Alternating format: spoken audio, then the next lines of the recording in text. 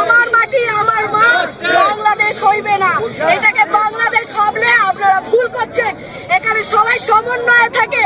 এখানে কোনো বহিরাগত কোনো রং যদি দাঙ্গা চালাতে চায় তাহলে সেটা সব থেকে বড় ভুল করছে। আপনি কি তৃণমূল কংগ্রেসে করেন?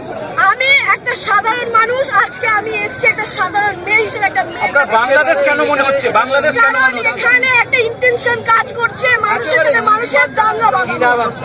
আমার নাম ঋতিকা সরকার, আমি হাজরা থেকে বলছি। জুনিয়র ডাক্তারদের সঙ্গে মুখ্যমন্ত্রীর বাড়িতে যে বৈঠক, সেই বৈঠক প্রায় 2 ঘন্টা পরে বৈঠক শেষ হয়ে গিয়েছে। বাড়ির সামনে জুনিয়র ডাক্তারদের সেই বাস চলে এসেছে। দীপ্তিমান ভট্টাচার্য বিশেষ প্রতিনিধি রয়েছেন আমার সঙ্গে টেলিফোনে। দীপ্তিমান, বৈঠকে ঠিক কি উঠে এলো, কি জানা যাচ্ছে? জুনিয়র চিকিৎসকরা তারা কি মুখ্যমন্ত্রীর বাড়ি থেকে বেরোচ্ছেন? দেখো, এখন বাস গিয়ে দাঁড়িয়েছে, এখনো পর্যন্ত কিন্তু মুখ্যমন্ত্রীর বাড়ি থেকে তারা বেরোয়নি। মিনিট লেখা সবে শেষ হয়েছে এবং যেটা মনে করা হচ্ছে যে আর কিছুক্ষণের মধ্যেই তারা জুনিয়র চিকিৎসকরা সেখান থেকে বেরিয়ে আসবেন।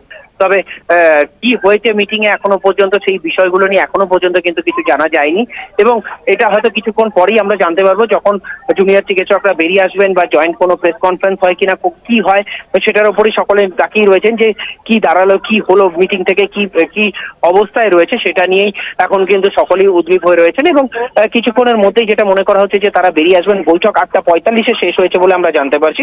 তারপরেই মিনিট লেখার কাজ চলেছে এবং মিনিট লেখার কাজও প্রায় শেষ হয়ে গেছে। ঋষিকেশ। দীপ্তিমান, ধন্যবাদ। আপাতত তোমাকে কথা বলছিলাম বিশেষ প্রতিনিধি দীপ্তিমান ভট্টাচার্যের সঙ্গে।